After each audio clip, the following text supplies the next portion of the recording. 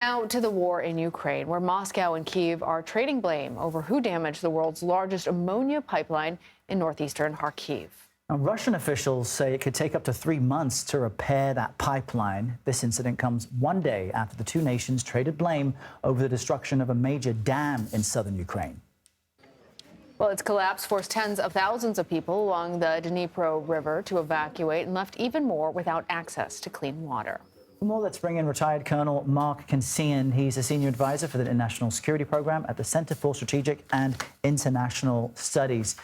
Thanks for being with us. There seems to be, a lot of one side is laying blame on the other, both sides laying blame. Of course, they are in the middle of a war. How then can outside entities prove who is responsible for these incidents, considering there's so much misinformation? Well, there's no question that both sides regard information as part of the war. As a result, what they say is highly unreliable. That's the bad news. The good news is that sometimes tangible evidence or observers on the ground, journalists on the ground, can figure out what actually happened. For example, back in November, a missile hit territory in Poland. Both sides blamed the other, and it came out that eventually that it was an errant Polish missile, or rather Ukrainian missile.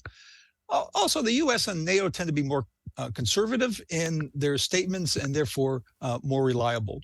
But there's no question that some things we're going to have to wait until the end of the war to really get an insight into. Yeah, Mark, when this war first began, I remember all of us discussing concerns about Russia using false flag operations to create a narrative to try and justify their attacks against Ukraine. Is it possible that that's what we're seeing now, or is the motive more about cutting off services to Ukraine? Well, false flag operations do exist, but I think they're very rare. That is the sense of doing self-harm and blaming it on an adversary. What I think you do see is a lot of exaggeration, a lot of dissembling, and a lot of, frankly, lying. With regard to the dam, there were, I think, two plausible explanations.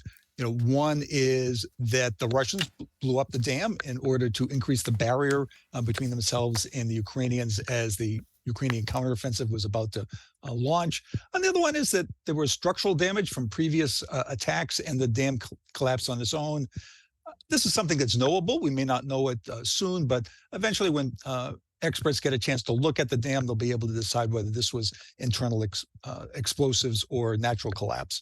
And so, Colonel, you've mentioned how this is also not just a physical war, but a war of words. How do these incidents change the actual dynamic on the battlefield?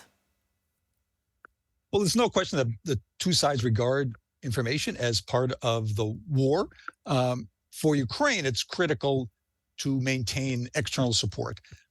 They receive about $10 billion a month from the U.S., NATO, and other countries. They need that to keep going. Without it, they would collapse in a few weeks. The Russians need it to maintain internal cohesion and also to maintain neutrals so that countries like India don't take sides against them. So there's a lot of information disagreement over about truth and information. I think it's important, though, to keep in mind that as important as information is, ultimately, this is going to be decided by boots on the ground and the results on the battlefield. Yeah, it's just very harrowing to witness from afar, at the very least. Colonel Mark Cancian, thanks for joining us today. We appreciate it.